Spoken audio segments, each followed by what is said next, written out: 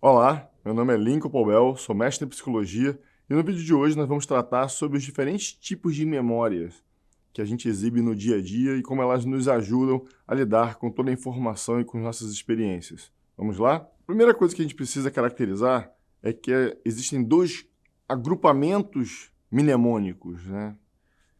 Dois conjuntos de memórias e dentro desses conjuntos, você vai ter subdivisões em função das finalidades, das funções de cada uma dessas memórias. O primeiro grupo é tratado de memória de curto prazo, vamos ver o que isso abarca, e depois temos as memórias de longo prazo, o que está envolvido nelas, ok? A memória de curto prazo ela é caracterizada por toda a vivência cognitiva imediata. Tudo que você está pensando agora, né, no presente, no momento presente, tudo que está acontecendo privadamente, né, nos processos mentais imediatamente, estão acontecendo no que nós chamamos de memória de curto prazo. Então, a memória de curto prazo ela é responsável por absorver uma informação e também por trazer uma informação já aprendida, já condicionada para ser utilizada no momento presente. Então, tudo que você está recebendo de informação e está processando cognitivamente, em pensamento, é curto prazo, e tudo que você já aprendeu, mas que você traz a consciência no momento presente para utilizar, é também memória de curto prazo. Então, nesse sentido, você tem dois tipos de memórias de curto prazo. As memórias sensoriais, que é a focalização de uma sensação que está acontecendo agora, por exemplo, a minha visão. Você está me vendo? Então, essa atividade sensorial visual, o conteúdo, o som que eu estou, os conteúdos, os assuntos que eu estou tratando, se você vai recebendo e processando isso, você está utilizando sua memória de curto prazo sensorial. Mesmo quando você evoca memórias antigas, por exemplo, pense numa praia. Ao imaginar essa praia, você está trazendo, né, memórias de longo prazo, memórias antigas, para uma operação de curto prazo que é de cunho sensorial, porque a visão da praia é uma sensação visual que está agora acontecendo novamente. Então, uma memória de curto prazo, porque você está operando, né, utilizando aquela informação num dado momento.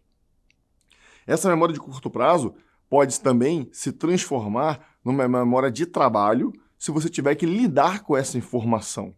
Então, por exemplo, se você se imagina agora nadando nessa praia, você está manipulando variáveis desse cenário.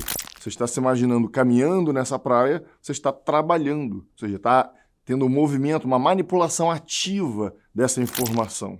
Então, isto é memória de curto prazo. Ela tem a finalidade sensorial de reconhecimento dos eventos sensoriais do mundo e também de trabalhar com eles. Então, se eu te digo uma sequência de números, 582, memória sensorial, você ouviu, representou imageticamente a sensação visual dos números, mas se eu te peço para inverter 582, inverte isso, e você faz um trabalho de pensar 285, você trabalhou com essa informação, então você está numa memória de trabalho. Tá? Então, essas são as diferenças das memórias de curto prazo. Já as memórias de longo prazo são aquelas adquiridas há mais tempo em nossa vida, né, e que servem, que podem ser resgatadas pela memória de curto prazo. O que não foi aprendido não pode ser recuperado. Então, as memórias de longo prazo são os efetivos aprendizados que nós temos. Memórias de curto prazo, você pode trabalhar com alguma informação, mas não se tornar uma memória de longo prazo, uma memória que você possa recuperar posteriormente. A exemplo do que eu acabei de falar. Eu dei aqui uma sequência de números que, passado algumas horas, você não vai se lembrar disso e, portanto, não se consolidou num aprendizado, numa memória que você possa recuperar. Então, pense nisso. Memórias de longo prazo são aquelas recuperáveis. E existem alguns tipos disso. Por exemplo, as declarativas, aquelas que envolvem processo verbal. Então, se eu consigo, né, dentro dos processos verbais, né, nós temos as memórias verbais e as memórias não verbais, que são as não declarativas.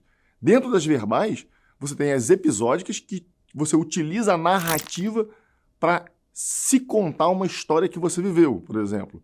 Por exemplo, episódica. Eu tenho dentro da minha casa uma cadeira de alumínio.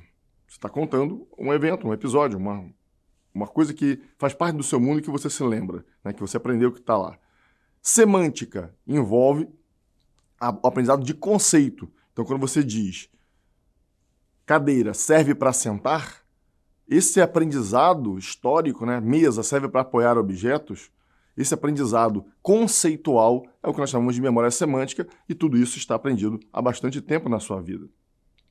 Algumas memórias são não declarativas, você aprende, mas não utiliza um processo verbal durante o aprendizado ou nunca parou, depois de ter aprendido, para decompor aquilo verbalmente em unidades.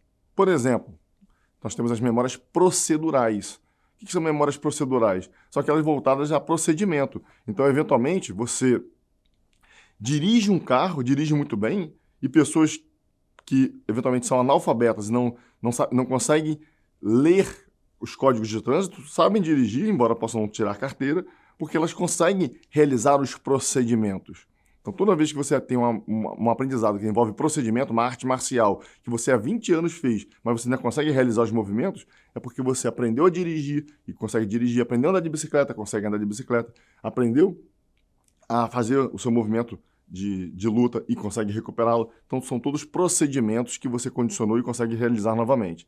As associativas são aquelas em que você estabelece equivalência entre estímulos, em que uma coisa equivale à outra. Então, por exemplo, a palavra amor equivale ao símbolo, a esse símbolo aqui. Então, você criou equivalências e você sabe, olhando para o símbolo, identificar que ele se refere à palavra amor, ou sentimento amor. E as não associativas, que são aquelas que você não tem com o que fazer pareamento de estímulos, não houve pareamento de estímulos, e você, então, responde apenas de forma bruta àquela experiência. Espero que isso tenha te esclarecido sobre os tipos de memória e nos encontramos numa próxima oportunidade.